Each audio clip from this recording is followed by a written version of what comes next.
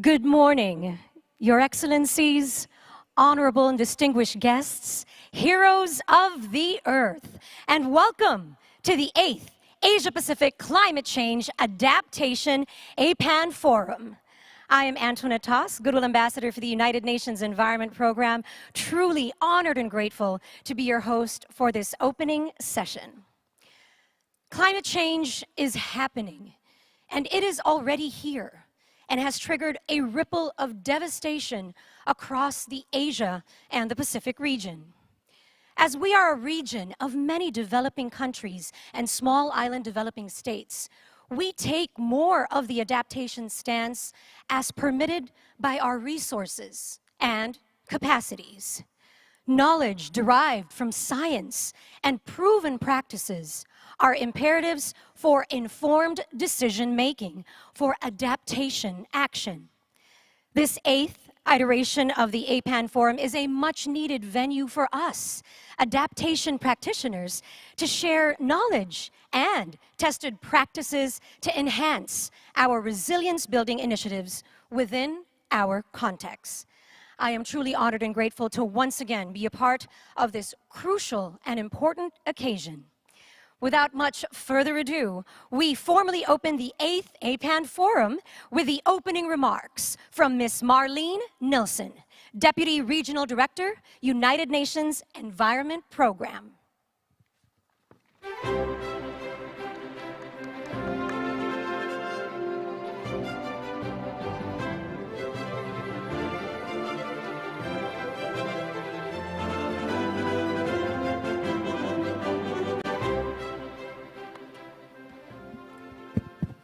Hello, I hope you can see me. I'm a little bit on the short side.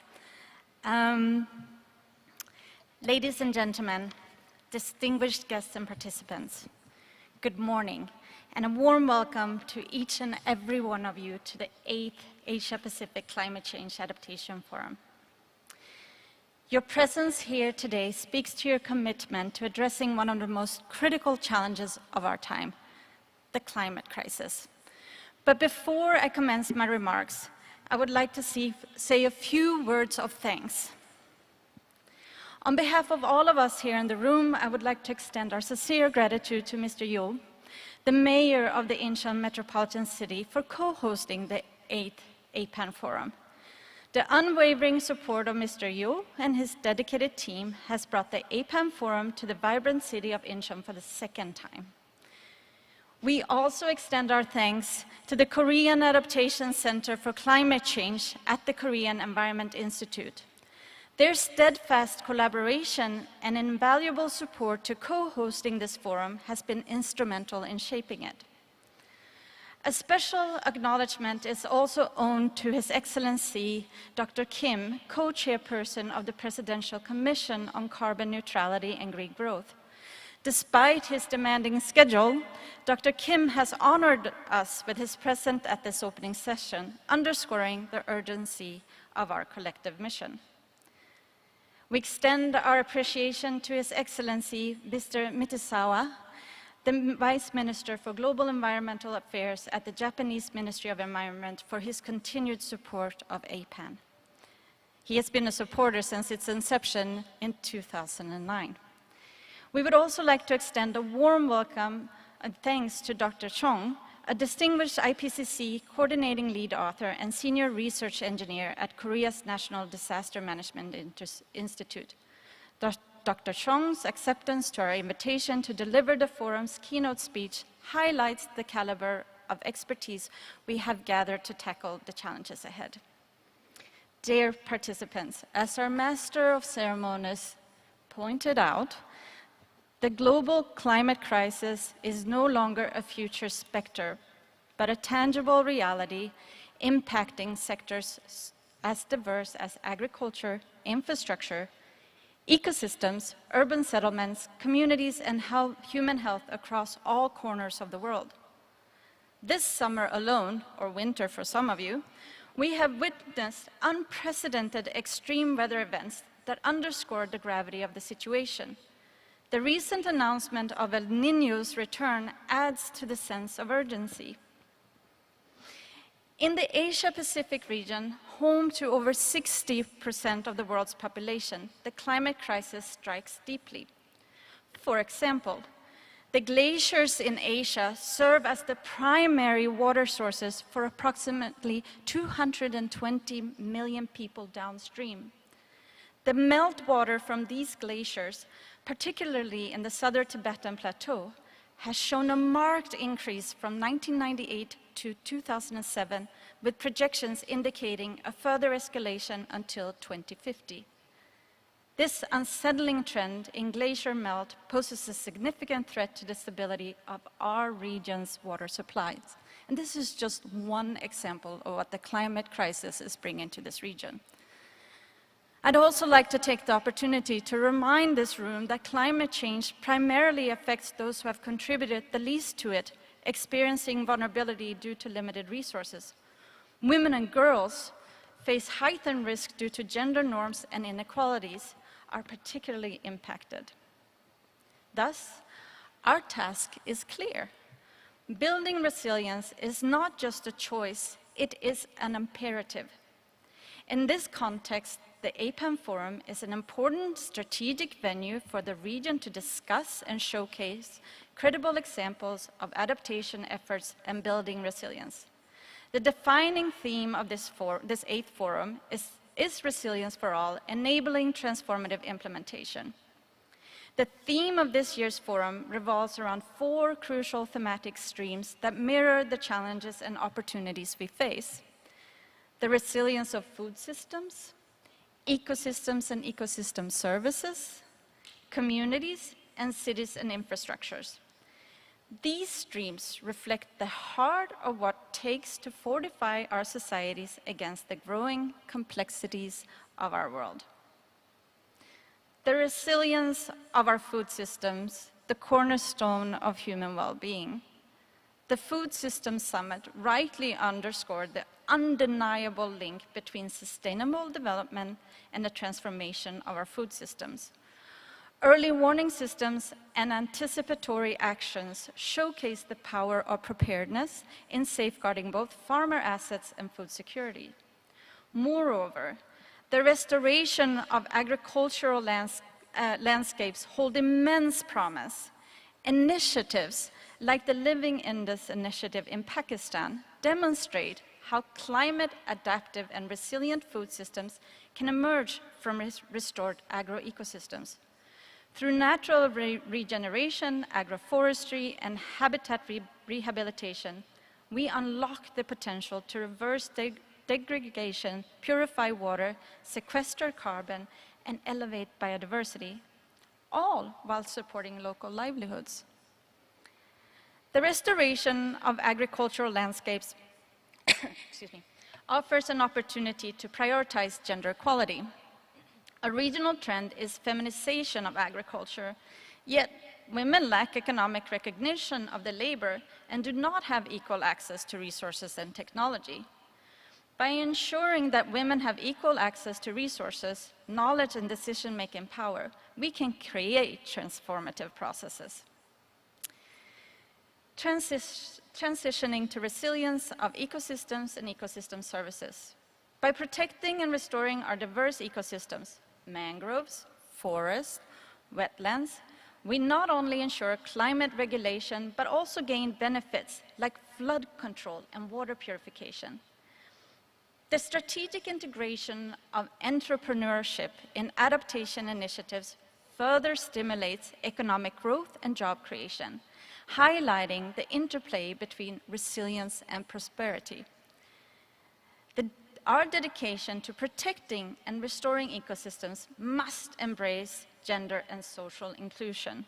This means ensuring that women and other marginalized groups' perspectives and needs are integral to decision-making processes related to conservation and restoration efforts. As we delve into the resilience of communities, we must pay homage to the strength of indigenous peoples and local communities. Their traditional knowledge, deeply rooted in generations of experience, hold solutions that align harmoniously with the ecosystems they inhabit. Adapting to climate change requires to honor and incorporate their insights. Our commitment to community resilience extends to fostering innovation. The fusion of traditional wisdom, nature, forward-thinking solutions has the potential to enhance not only our adaptive capacity, but also our economic vitality. By supporting entrepreneurship in adaptation, we not only bolster resilience, but also invigorate our economies. The resilience of cities, infrastructures, and settlements. Cities, vibrant centers of population and infrastructure, face unique vulnerabilities. Ensuring our critical infrastructure is climate resilient will enhance our capacity to mitigate economic losses wrought by disaster. This journey toward resilient infrastructure does not neglect the vital role of nature. Nature-based solutions combined with innovative engineering approaches yield powerful results. The integration of nature-based solution is an avenue to manifest gender and social inclusion. By promoting inclusivity and ensuring that no one is left behind, we ensure the benefits are shared equitably, creating a more just and resilient urban landscape. Together at the APAN Forum, we are forging a knowledge-sharing nexus that empowers practitioners and policymakers alike, laying a robust scientific foundation for countries in the Asia-Pacific to build resilience against climate change. As we navigate this path, I urge you to think beyond convention and embrace the uncharted. Our current scale of intervention falls short of realizing transformative change. Our strategies must evolve. Climate adaptation must no longer be a parallel endeavor, but seamlessly integrated into development planning and budgeting. The architecture of climate finance must undergo a profound transformation to support our vision. To get the most out of the forum, to enable the transformative and inclusive implementation of adaptation actions, I urge you to consider the three following points. 1, showcase collaborative success stories across sectors, revealing the key enabling factors behind their successes and how to make them transformative in replication and in scaling up. Number 2, adaptation to climate change is a long-term endeavor that stretches far beyond project timelines. Share mechanisms for long-term evaluation and adaptive management, particularly in the face of evolving climate conditions. And 3, scientific rigor and governance underpinned adaptation actions. Prioritize innovation and capacity building as engines for transformative implementation, including how to reduce gaps, particularly in the context of finance. Dear participants, before I end, I would like to thank our stream leads, the Asia Development Bank, FAO, UNDP, my wonderful UNEP colleagues, for your unwavering commitment to lead the 4 thematic streams. Lastly, my gratitude goes to all technical session partners, speakers, moderators for your support, and of course to our wonderful Master of Ceremony, Antoinette. I hope the outcomes of this forum will contribute to the key international discussions, including the upcoming Asia Climate Week and COP28. I wish you all fruitful exchanges, learning from each other, and great success at the 8th APAN Forum. Thank you very much. Thank you very much, Marlene, for your leadership and for your invaluable work for people in the planet. Thank you. Indeed, this event is a platform for extraordinary insights for adaptation actions as we are at the nth hour of climate change devastation. We need new ideas and innovations powered by dreams of making the future resilient. We need not go further as we are in one of the visionary cities in the Republic of Korea. Known as one of the premier cities of the country, this city embraces development with a promise of sustainability, truly living up to being the dream of Incheon, the vision of Korea. Ladies and gentlemen, We are truly honored to have the City Mayor of Incheon City, co-organizer of this year's 8th APAN Forum, to deliver the welcome remarks and presentation about the city's sustainable initiatives. It is my pleasure and honor to introduce Mr. Jung Bok-yu, Honorable Mayor of Incheon City.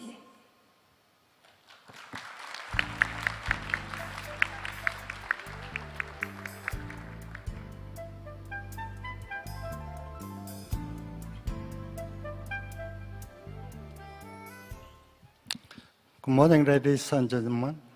I am Yu Jung-bok, Mayor of Incheon Metropolitan City. I'd like to sincerely congratulate you on the opening of the 8th Asia-Pacific Climate Change Adaptation Forum.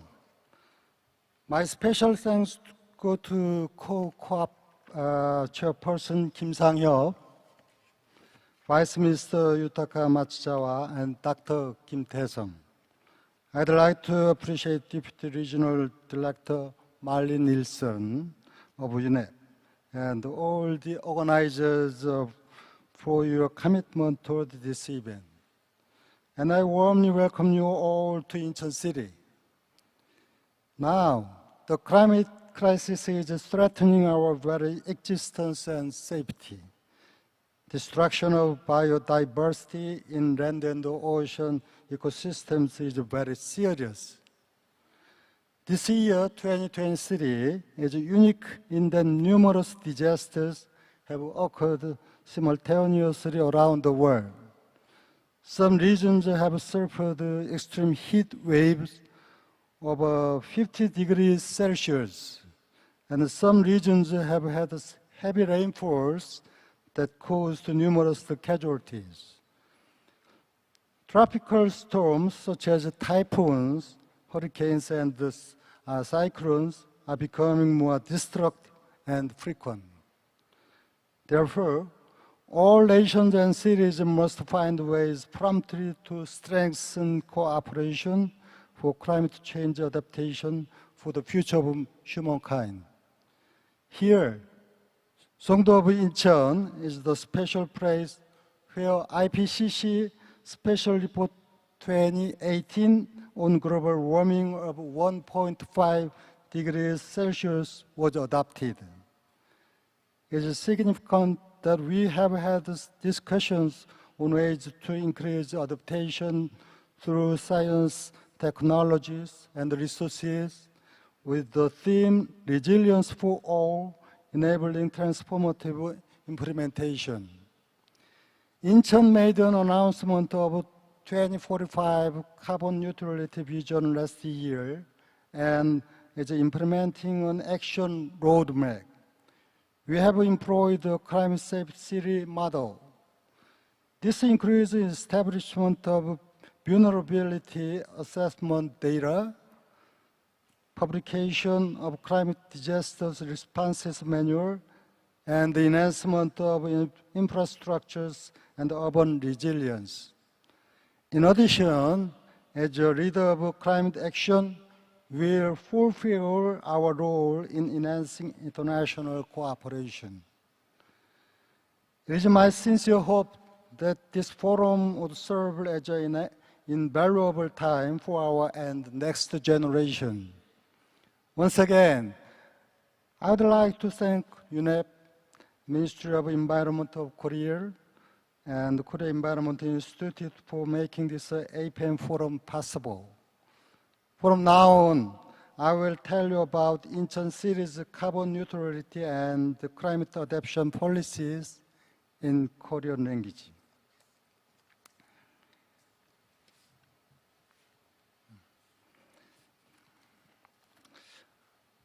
인천광역시 탄소 중립 및 기후 적응 정책입니다.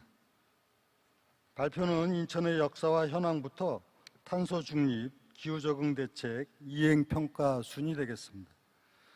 먼저 인천의 역사입니다. 인천이라는 명칭은 약 600년 전인 1413년 최초로 정명되었고 1883년에는 대한민국 최초로 인천항 개항을 통해 대외문호를 개방하였습니다.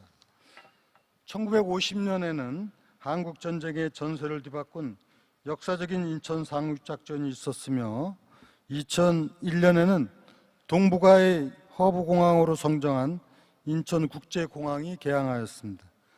올해 6월에는 재해동포청을 인천에 유치하여 750만 재해동포를 품으며 300만 인천 시민과 함께 새로운 1000만 인천 시대를 열게 되었습니다. 인천은 2045년에 탄소 중립 달성을 목표로 하고 있습니다. 다음은 인천의 현황입니다. 인천의 인구는 외국인을 포함하여 300만 명을 돌파하였고 면적은 약 1066평방킬로미터입니다.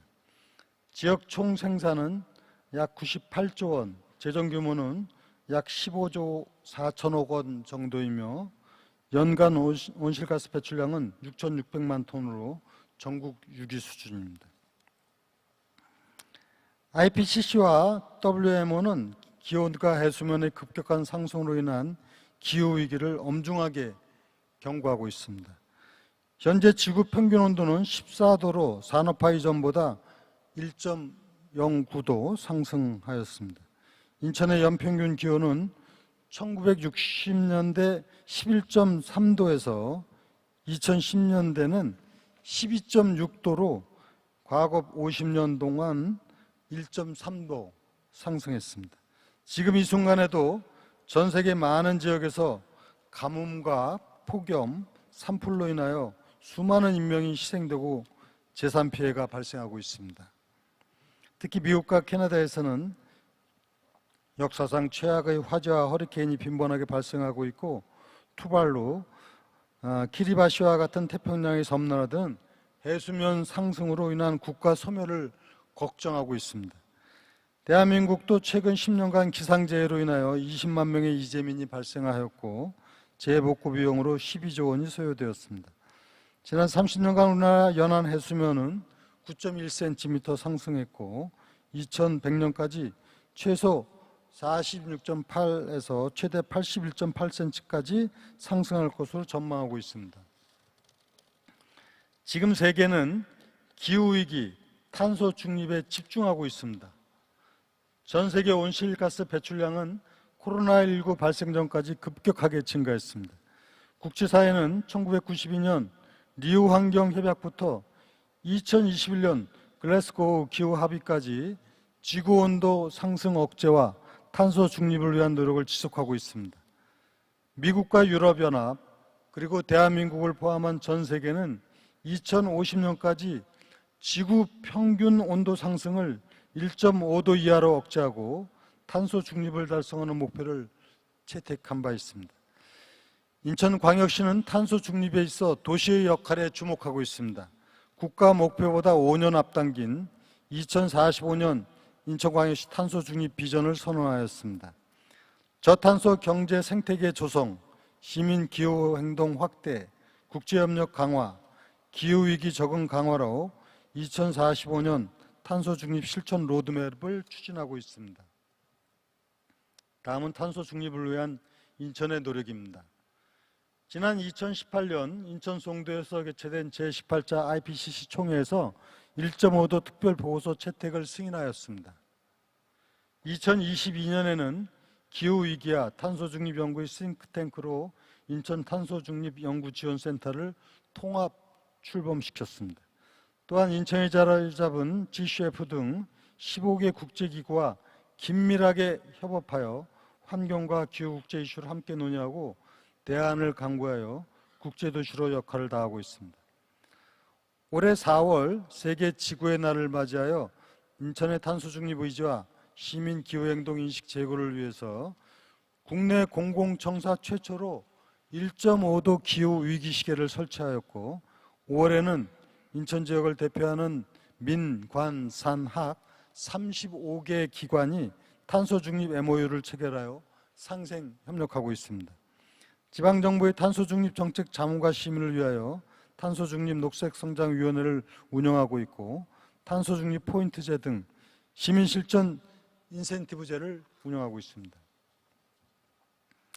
인천광역시는 2045년 탄소중립 달성을 위한 감축수단으로 화력발전의 무탄소 발전 전환, 스마트 그린 산단 조성, 광역 급행철도 인천발 KTX 철도망 구축, 신재생 에너지 확대 등 발전과 산업, 건물, 수송 등 7개 분야에 대한 온실가스 감축 로드맵을 추진하고 있습니다. 다음은 인천광역시 기후적응 대책입니다. 기후위기에도 건강하고 안전한 인천 시민을 비전으로 도시, 연안, 물관리, 농축수산, 산림 생태계, 건강, 교육 홍보 등 6개 부문 33개 기후적응 세부 사업을 추진하고 있습니다. 기후적응 대책에서 가장 중요하게 관리하고 있는 분야가 시민의 안전입니다.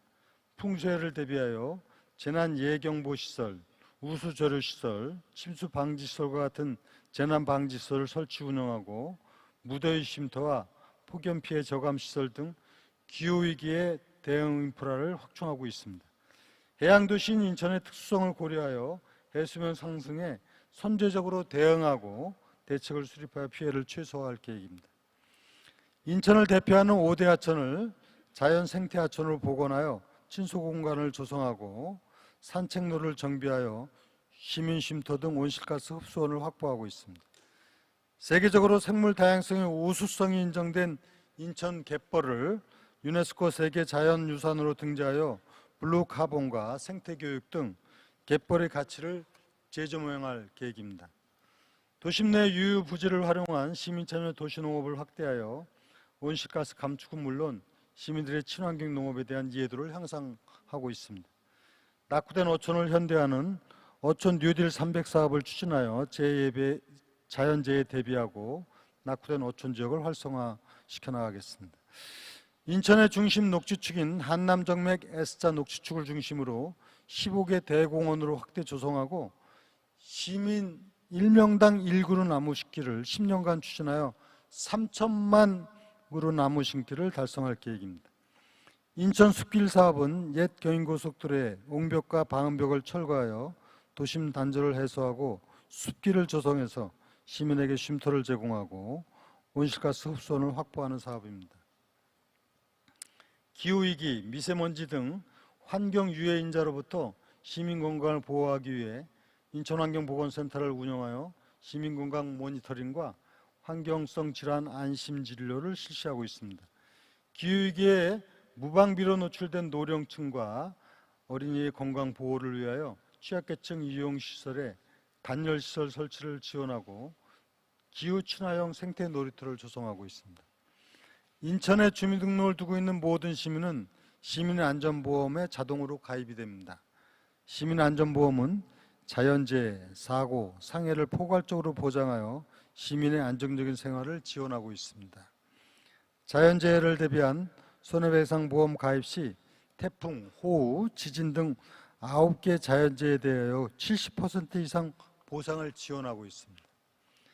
인천에 위치한 UN 재해경감사무국 동북아 사무소와 협력을 통해서 보건력 허브도시로 인증을 받았고 도시보건력 스코어 카드 평가를 시행하여 국제안전도시를 구축해 나가고 있습니다. GCF 등 기후 환경 관련 기관을 집적화하는 G블록스를 완성하여 기후적응과 탄소 중립을 선도하는 국제기후금융도시를 조성해 나가고 있습니다. 인천광역시의 기후적응 대책과 재난안전 정책은 기후, 탄소중립 싱크탱크인 탄소중립연구지원센터와 재난안전 분야 전문 연구기관인 안전도시연구센터에서 전문성을 바탕으로 연구하고 있습니다. 특히 전국 최초로 기후위기 취약성 평가로 기후 리스크를 평가하고 이행평가를 통한 개선 방안 도출로 기후위기를 체계적으로 관리해 나가고 있습니다. 지금까지 설명드린 기후적응 대책은 체계적인 모니터링과 매년 이행평가를 실시하여 시민이 건강하고 안전한 인천을 만들고 있습니다. 시장인 제가 위원장으로 있는 미래준비특별위원회를 통하여 기후, 환경 분야에 선제적으로 진단하고 대응해 나가고 있습니다. 지금 이 순간에도 하와이에는 이상기후가 초래한 대형 산불로 인하여 많은 인명과 재산 피해가 속출하고 있어 안타까움을 금할 수 없습니다. 특히 120년 전 인천에서 하와이로 이민 간 것이 우리 대한민국 이민의 역사적 출발점으로 인천과 하와이는 뜻깊은 우호관계를 지속하고 있습니다.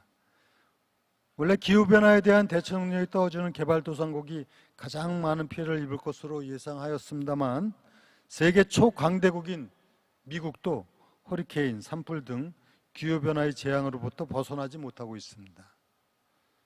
이처럼 기후재난은 강대국, 개발도상국, 그리고 남반구, 북반구 구분 없이 세계 곳곳에서 벌어지고 있습니다. 오늘 전 세계 기후적응 리더들이 모인 이 자리에서 기후위기 적응과 타소 중립을 달성을 해나가기 위해서 우리 모두가 협력해 나가자는 약속을 함께 해주시기 바랍니다. GCF를 포함한 15개 국제기구가 위치하고 있고 300만 시민과 750만 재해동포를 품은 1000만 도시 인천도 지속 가능한 지구를 위해 국제사회와 함께 협력하겠습니다. 경청해 주셔서 감사합니다. Thank you very much, Mayor Yu, for sharing your city's sustainable development initiatives. We truly appreciate your continued support that, given your prior commitments, you still prioritize sharing your good deeds and incredible work. And of course, with that, please accept our utmost gratitude, sir. Thank you. At this juncture, we would like to welcome the co-chair of the Presidential Commission on Carbon Neutrality and Green Growth of Korea, Dr. Sang-hyup Kim, for his congratulatory remarks.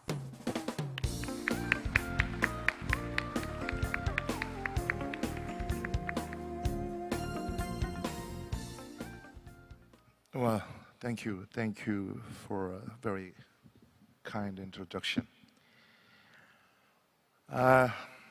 It is truly meaningful to host the 8th Asia-Pacific Climate Change Adaptation Forum, which is known as APAN Forum, here in Songdo in this age of climate crisis. For making this happen, I firstly and especially like to thank Mayor Yu Jung-bok of Incheon Metropolitan City, who is making this Incheon the green capital of Korea. As you see, he has shown, demonstrate real green leadership in Korea. I'm so much grateful for what he's doing. And I'm also grateful to Mr. Masuzawa Yutaka, the Vice Minister of the Ministry of Environment of Japan, and Madame Marlene Nielsen, who is leading this event representing the UNEP, and Mr. Mojaharul Alam, the head of the APAN Forum, and Dr. Jung Hee-chul, who is leading Korea's Adaptation Center for Climate Change. And I also like to express my gratitude to Dr. Jung Tae-sang, who is the keynote speaker for this event today. And he's one of the expert members of our commission. And I am so glad to see my old friend, Dr. Park Young-woo, who is the director of the Green ODA Center. Well, today I don't want to talk about climate disasters because there are so many. I cannot recall them all that are happening almost everywhere simultaneously in this globe. As Antonio Guterres, the head of the UN, said, we might have entered the age of global boiling, which is heading towards climate hell. Definitely not livable at all. The IPCC declared that the future of the Earth and humanity hinges on what we do in this decade, not next decade. Some climate scientists are worrying that the 1.5 degree Celsius target under the Paris Agreement might not be possible to achieve. I am even being told that at the COP 28 in Dubai, some are planning to try set a new and realistic goal. It's a sad story. Then what do we do? It goes without saying that we must do our best to scale up and speed up our climate actions and mitigation efforts if we want to survive. And on top of that, we need to adapt ourselves to this profound and rapid change. Well, actually, that has been the history of our humankind, challenge and response. Here, I'd like to briefly outline what Korea has done for climate adaptation. In 2011, that was more than 10 years ago, and that was when I was Senior Secretary to the President of Korea for Green Growth. We established a national climate change adaptation plan that was the first one of its kind. And it was followed by development and implementation of adaptation measures at all local governments. But that was not enough. Last June, under the recognition that the current climate change adaptation measures are not equipped to cope with the worsening climate changes, we formulated the enhancement plan, which builds on and strengthens the existing third adaptation plan. This climate adaptation enhancement plan includes various measures to strengthen the national and local infrastructure against climate disasters and enhance protective measures for those groups that are particularly vulnerable to climate crisis. But in the end, what matters is money. How can we provide sufficient financial resources for adaptation? That has been the core challenge for adaptation in almost every country. Generally speaking, politicians tend to focus on short-term and in my term stuff rather than long-term agenda.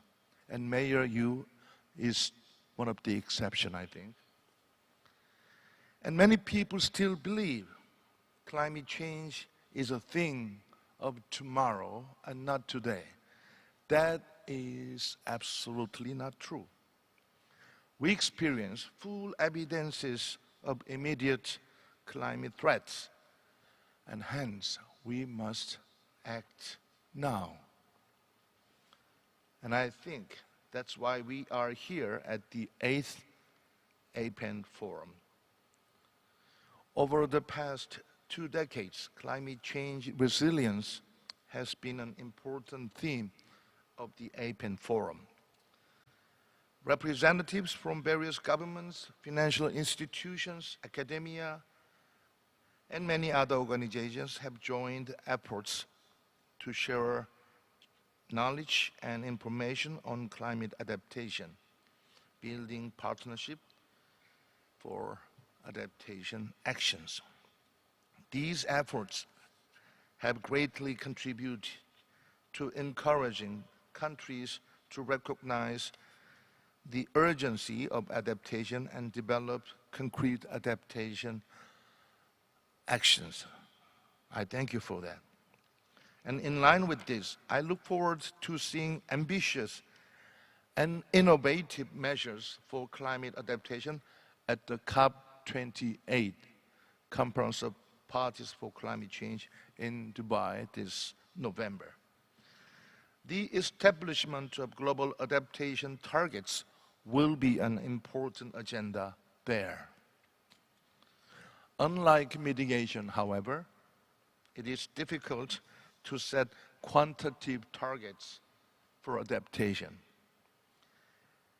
And it is even more difficult to set a common goal for adaptation, given the different circumstances of each country. I hope that the efforts and concrete actions on adaptation taken by Korea and other participants of the APAN Forum will contribute to arriving at a common goal and proper targets. And taking this time, I want to remind you of the outcome of the recent summit meeting among Korea, America, and Japan at the Camp David in the US. 3 leaders of each country agreed to collaborate closely on climate solutions and exercise global leadership. I hope these trilateral leadership are going to be aligned with the efforts of the APAN. And the 3 leaders also promised to work together through international institutions. In Korea, especially here in Songdo, we have the headquarters of the GCF. I think this will also help us. So, we don't want to repeat NATO, no action talk only. Let's do our best. Let the theme of this APAN Forum, Resilience for All, be the reality of all humanity. Thank you. Thank you very much, Dr. Kim, for your invaluable work in carbon neutrality and climate adaptation. Ladies and gentlemen, since APAN's inception in 2009, the network flourished through the continued support of international, regional organizations and governments, one of which is the government of Japan. With a steadfast commitment to the continuum of adaptation knowledge generation and dissemination in the Asia-Pacific region, the Ministry of Environment has been supporting APAN in delivering important adaptation knowledge sharing, such as this 8th APAN Forum. Ladies and gentlemen, to deliver their congratulatory remarks, it is an honor to introduce Mr. Yutaka Matsuzawa, Vice Minister for Global Environmental Affairs of Japan's Ministry of Environment.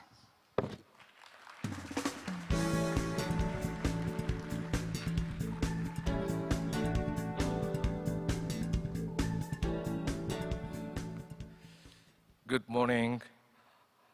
On behalf of the Ministry of the Environment of Japan, a partner of the Asia-Pacific Adaptation Network, APAN, I would like to take this unique opportunity to welcome all of you to the 8th Asia-Pacific Climate Change Adaptation Forum, which is being opened as an event of the Korea Global Adaptation Week. Firstly, I would like to express my heartfelt thanks to the government of the Republic of Korea, the organizer of the Korea Global Adaptation Week, for their great efforts in attracting and organizing this forum, as well as inviting APAN to the Korea Global Adaptation Week. I also appreciate Incheon Metropolitan City for hosting this forum and for sharing your knowledge on adaptation project as a megacity and marine city. Furthermore, I would like to extend my sincere gratitude to the UNEP, which supports the activities of APAN as secretariat and co-host this forum from the beginning, as well as to ADB, UNDP, and many other partner organizations. Japan has been supporting the activities of APAN since its establishment in 2009. Recently, the APAN Forum has become a major event attended by around 500 government officials researchers, and private sector representatives, and I would like to express my respect and appreciation for the fact that the forum has been expanded and enhanced year by year. We see many parts of the world have experienced extreme weather events and wildfires. The effects of climate change are already posing a threat to human societies everywhere. Just 3 weeks ago, the typhoon number 6, Kanon, swept across South Korea, causing extensive damage. I would like to take this opportunity to express my condolence to all those affected. And we see wildfires in this country, Canada, and elsewhere. I would like to express my respect and thank to firefighters in this country and elsewhere for their dedicated work. Support for developing countries vulnerable to climate change in terms of adaptation is one of our top priorities.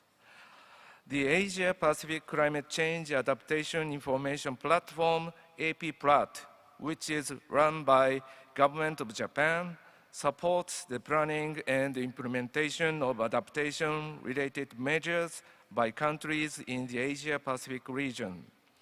AP-PLAT works on 3 pillars: expanding scientific knowledge, providing support tools, and capacity building. To this end, various tools and databases have been released, such as ClimateCast, which provides the latest climate projection information in the form of maps and graphics, and ClimateKit, a searchable database of useful tools and data to support climate change adaptation. E-learning materials are also available to provide the latest findings on climate change adaptation and explain how they can be integrated in concrete measures. We hope that all of you gathered here today will make extensive use of AP-PLAT. Japan is also actively promoting international cooperation to reduce the damage caused by disasters around the world, using knowledge and technology on disaster risk reduction accumulated through experience and lessons learned from many disasters. One of these is the promotion of the introduction of early warning systems in the Asia-Pacific region through public-private partnerships. This is one of the elements in the assistance package by the government of Japan for averting, minimizing, and addressing loss and damage, which was announced at COP27 last year. By promoting the overseas deployment of technologies related to early warning systems, such as weather observation, forecasting, and information services, Japan will provide support for loss and damage caused by climate change.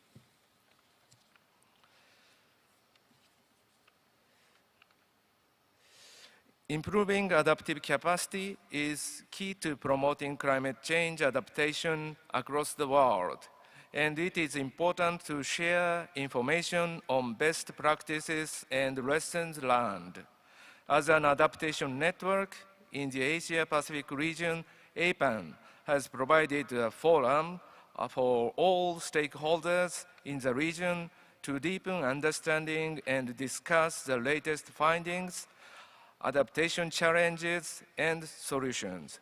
APAN is expected to play an important role in promoting adaptation in response to local conditions and in disseminating global adaptation initiatives at the regional level.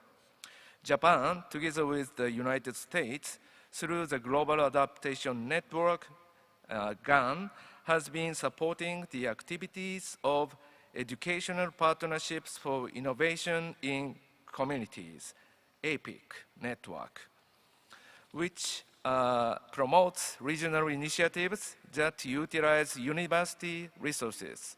We hope that APAN will play a leading role in the region's city-university partnerships in the field of adaptation by strengthening cooperation with the EPIC Asia Network in the Asia-Pacific region. A new resolution is expected to be adopted at COP28 this year to establish a framework to guide efforts to achieve the global goal on adaptation, which is one of the issues at this year's COP. In cooperation with the UAE presidency, Japan would like to make a positive contribution to COP28 in order to boost the promotion of climate change adaptation. I hope that this forum will contribute to the success of COP28 by strengthening the power of connection, sharing good practices by various actors, deepening discussions on the nature of international cooperation to promote adaptation, and disseminating the result of these discussions. Thank you very much. Thank you very much, Vice Minister Matsuzawa, and of course to the government of Japan for their unwavering collaboration and partnerships towards global climate change adaptation, most especially in the Asia-Pacific region. Science has been an important element of our adaptation action. It informs our next steps and helps plan our policies and programs. Today, we are joined by one of the lead authors in Asia from the Principal Authority and the United Nations body in providing policymakers with regular scientific assessments on climate change, its implications, and potential future risks. The Intergovernmental Panel on Climate Change, IPCC. Our keynote speaker has dedicated decades of scientific work focused on climate-related cutting-edge research on disaster risk reduction and water resources management. His research results have tremendously contributed in shaping the country's climate change mitigation and adaptation approaches and strategies, particularly on addressing challenges of climate-related disasters. Adaptation practitioners, please join me in welcoming our keynote speaker, Dr. Tae-Sung Chung, IPCC's coordinating lead author in Asia and senior research engineer at the National Disaster Management Institute of the Republic of Korea.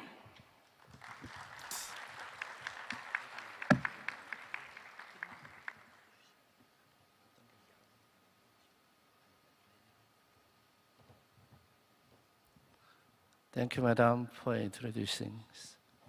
Good morning.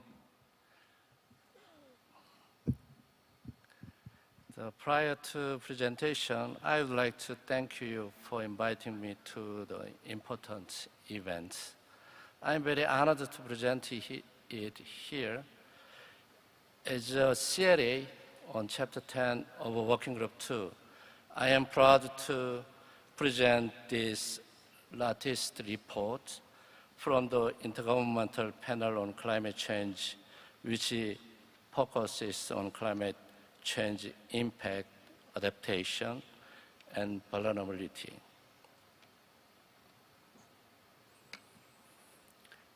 These contents best summarize our findings. Perhaps this statement, the scientific evidence is unequivocal. Climate change is a threat to human well-being and the health of the planet. Any further delay in concerted global action will miss the brief and rapidly closing window to secure a livable future. This report offers solutions to the world. In the next about 10 minutes, I will explore these with you, but let's start with impacts.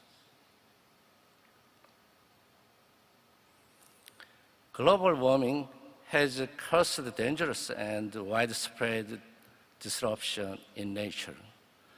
It encouraged the frequency, intensity, and duration of extreme events on land and in the ocean is drawing mass mortalities. For example, in trees, as we show here in this drought-stressed forest in California, USA.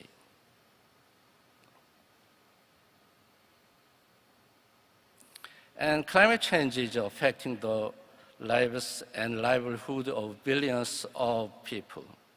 The impact from human-induced intensification of tropical cyclone, sea level rise, and heavy rainfall have resulted in increased damage and losses. Impacts are magnified in cities where more than half the world's population lives. Heat waves amplify urban heat islands, and air transport, water sanitation, and energy system have been compromised by extreme events. When multiple extreme events happen at the same time, they compound the overall risk and are more difficult to manage. What I see here is an example of how heat and drought combine to cause reduction in crops yield, made worse by the reduced productivity because heat stress among farm workers, reduced yield lead to reduction in household incomes, increased food price locally and potentially globally. Climate risks do not respect national boundary, and weather-related extremes are creating shock to global trade.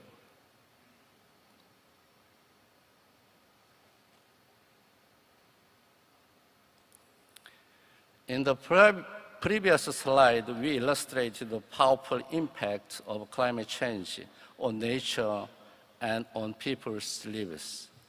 This assessment is based on new understanding of these interconnections.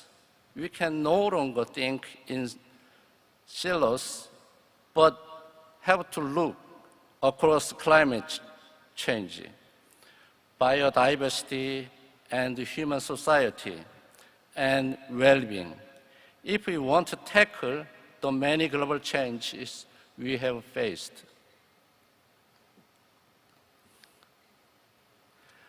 Global change combines with unsustainable use of natural resources, habitat destruction, deforestation, and growing urbanization, as well as inequality of marginalizations.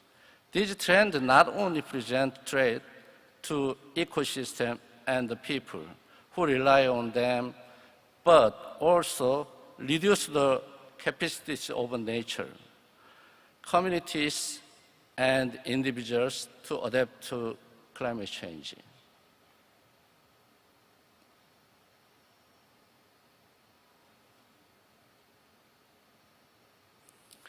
(3.3 to 3.6 billion people live in global hotspots of high vulnerability to climate changes. These are across large parts of Africa, as well as South Asia, Central and South America, small islands, and the Arctic. In these global hotspots, overlapping challenges include limited access to water, sanitation, and health services. High level of climate-sensitive livelihoods, such as smallholder farmers and fishing communities, all increase vulnerable high level of poverty, weak leadership, lack of funding, lack of accountability and trust in government also play a part.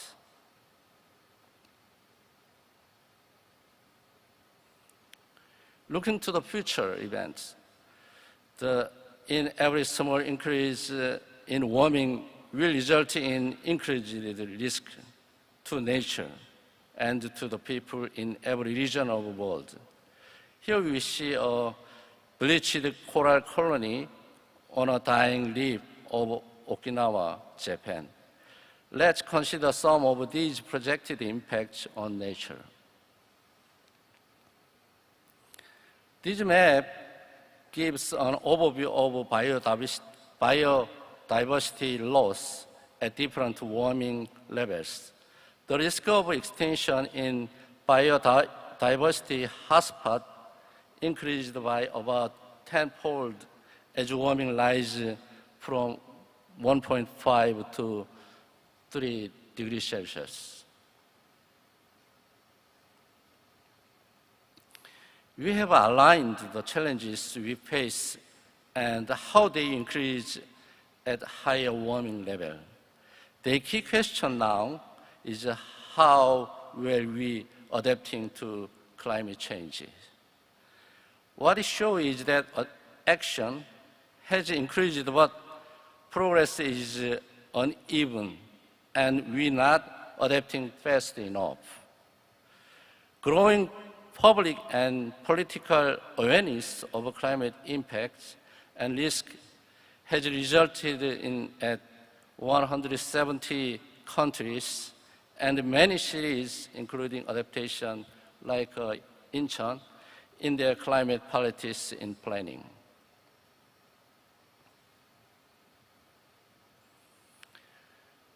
There are increasing gaps between adaptation action taken and what needed. These gaps are largest among lower-income populations. They are expected to grow. Let's now turn our attention to how we adapt. And this report shows that there are feasible, effective options we can take to reduce the risk to people and nature. But their effectiveness decreases with increasing warming.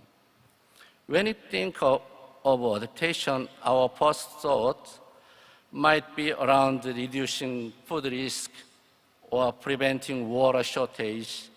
But what we show is the strengthening health system can reduce the impact of infectious disease, heat stress, and other climate-related risks, as well as trauma associated with extreme events. This is particularly effective if it is combined with other measures such as disease surveillance, early warning system, and improving across to potable water.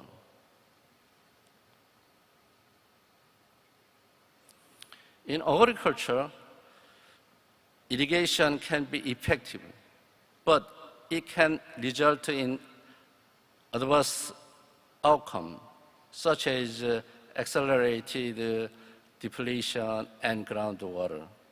And the other adaptation measures provide economic and ecological benefit, as well as reducing vulnerability. In urban areas and elsewhere, effective water management can secure drinking waters. Most action to date has occurred around water-related hazards, such as reducing the risk from flood and droughts. Letting nature take its course, such as restoring wetlands and rivers and creating no-build zone, can reduce flood risks. This effectiveness of water-related adaptation declines with increasing warming.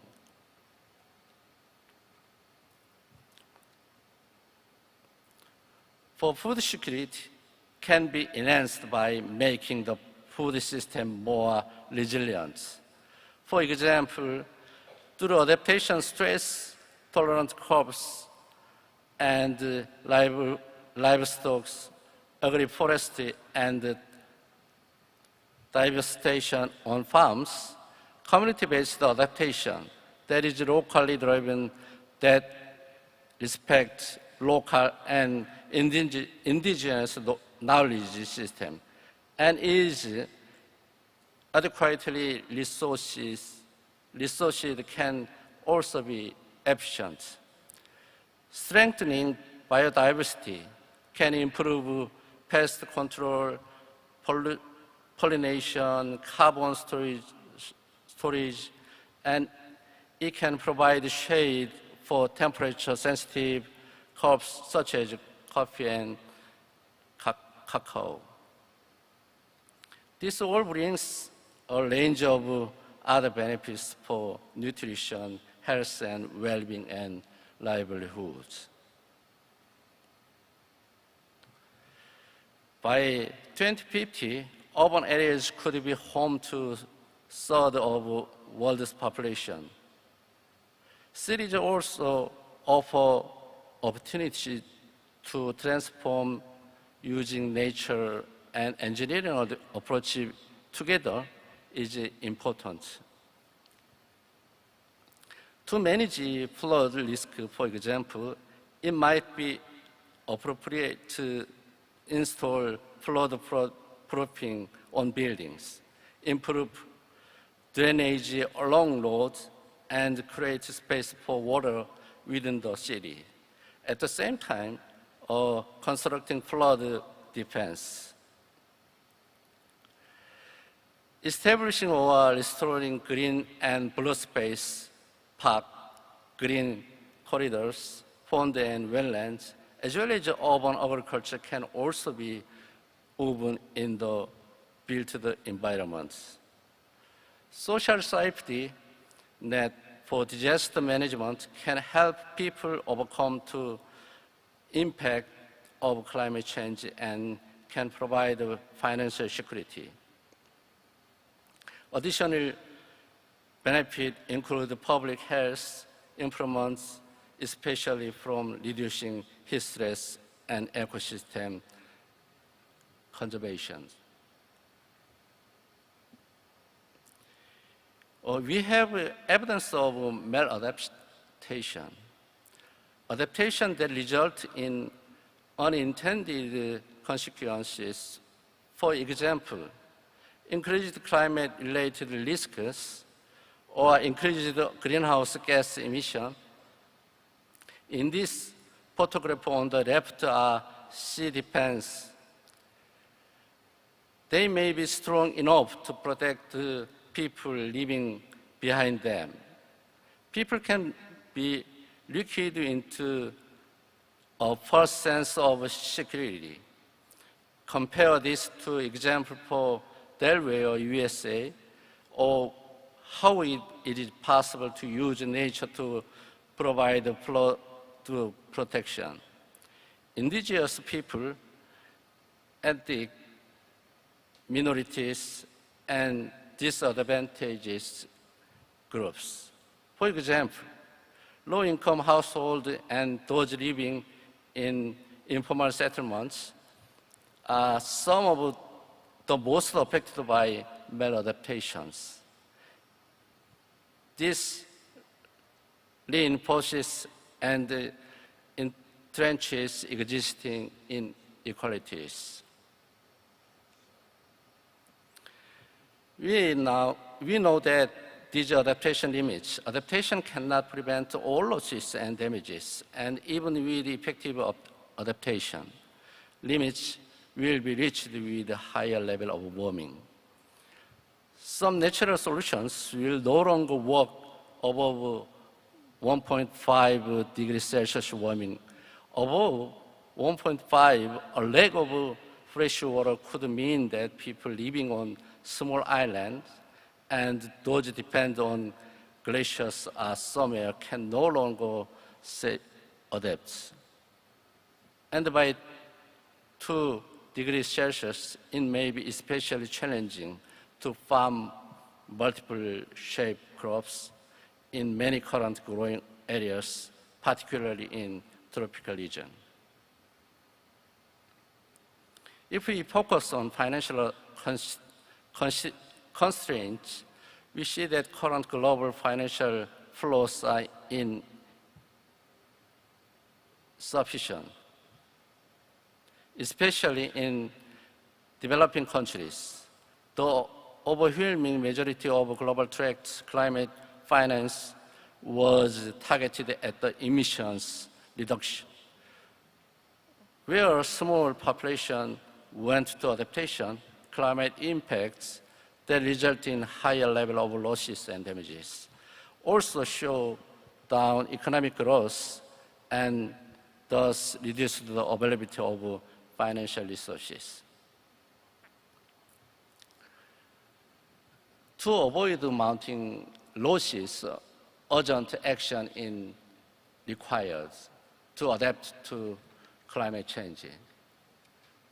At the same time, it is essential to make rapid, deep cuts in greenhouse gases emissions to keep the maximum number of adaptation options open.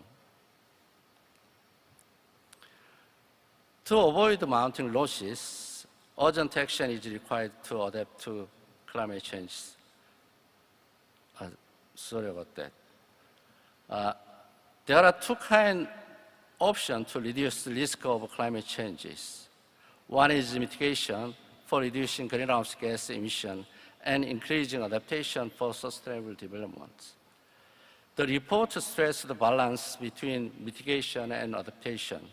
Because we achieve only one of two, the risk is not reduced, which is the same as a SSP2 level scenario to keep the global temperature below 2.0 degrees Celsius. And this is how we illustrate the multiple benefits of adaptation options. If we look at this figure, you see forest-based adaptation. It shows that it is a feasible adaptation option that will also help absorb and store carbon. So it has mitigation potential, and it helps achieve multiple sustainable development goals marked here with a plus. Likewise, if we look at options in our cities, we see the green infrastructure, green roof, park, and street trees play a part in helping us adapt by providing shape and water management. They also absorb and store carbon. Again, they help with multiple UN goals. What we see here is Foundation for Solution framework. That is an important new concept in this report. Let's example this now. If we look at this figure, we see spectrum of futures from a world with low resilience and high risk to one with high resources and low risk.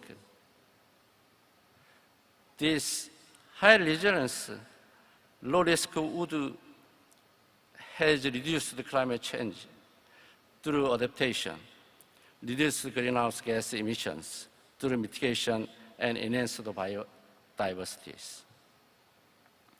Starting today, every action, every choice, and every decision matters because each of them can take us away from or towards a climate resilient, sustainable world. Worldwide action to achieve climate resilient and sustainable development is more urgent than previous assessed.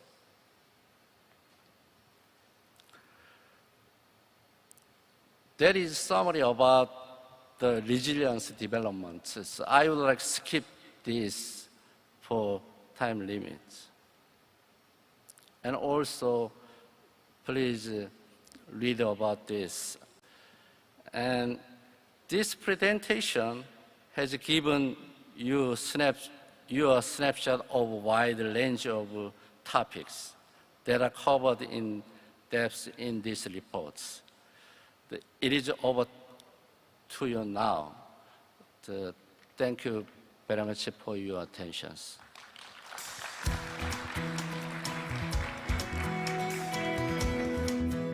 Thank you very much once again, Dr. Chong and the IPCC.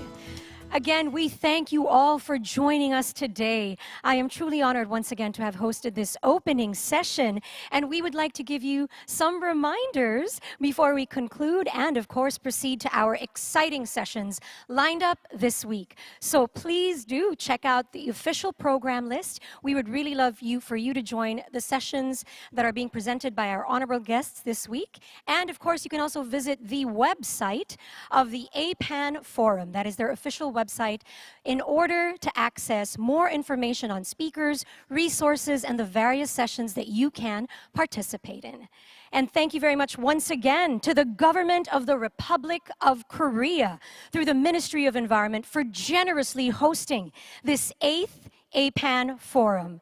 We look forward to the many activities, and may all our discussions translate to tangible, transformative actions in our communities and spheres of influences. Let us use this forum to derive significant insights in positively transforming our current adaptation mindsets and approaches.